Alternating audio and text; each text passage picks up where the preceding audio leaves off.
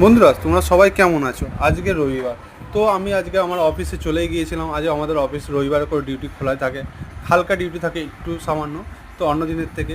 তো আজ যাই হোক, ডিউটি করে যখন আমি ফিরছিলাম 2টা-2:30 নাগাদ, তো 2:30 নাগাদ ফেরার সময় দেখলাম আজকে মোল্লাহাটি সুপার মার্কেট, যেটা আমাদের কি লর্ডসের মোড়ে, তো লর্ডসের মোড়ে কিছুটা আগে ওখানে গিয়ে দেখি যে রক্তদান শিবির হচ্ছে। তো যাই হোক, আমি গেলাম রক্তদান দেখতে গিয়ে। তো তখনই বাজে 2:30, গিয়ে দেখছি যে রক্তদান তখনও প্রায় লোক গিজ করছে। তো সেখানে গিয়ে দেখলাম যে হ্যাঁ, না আমারও রক্ত দিতে হবে, কেন আমি তখনও পর্যন্ত ভাত খাইনি, লাঞ্চ করিনি। যাই হোক, গিয়ে ফর্ম ফিল আপ করলাম, নিজের নাম লিখে সব ফিল আপ করলাম। গিয়ে দেখতেই পাচ্ছ এখানে সবাই লোক গিজ করছে। তখনই শুনেছি নাকি প্রায় 2,500 লোক রক্তদান দেওয়া হয়ে গেছে।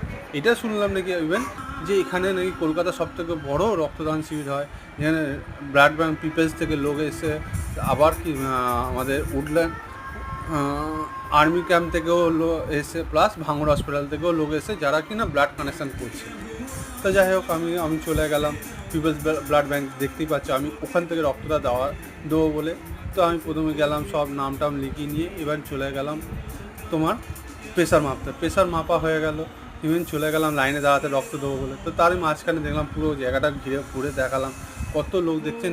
একটা এরাও টি শার্ট পরে আছে যারা কিনা এখানকার মেম্বার, তো সবাইকে সাহায্য করছে। ইভেন অনেক বাচ্চা ছেলেরাও আছে যারা খুব সাহায্য করছেন। এই দিদির কাছে গেলাম, উনি আবার আমার ফর্মটা ফিল আপ করে নিল।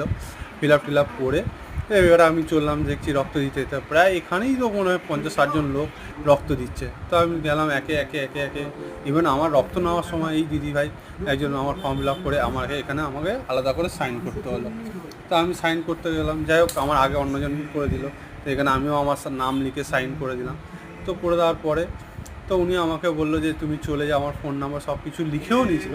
তো চললাম, এর গুটি পায়, দেখতেই পাচ্ছি সবাই রক্ত দিচ্ছে, আমারও রক্ত চুষবে, আর কি করব।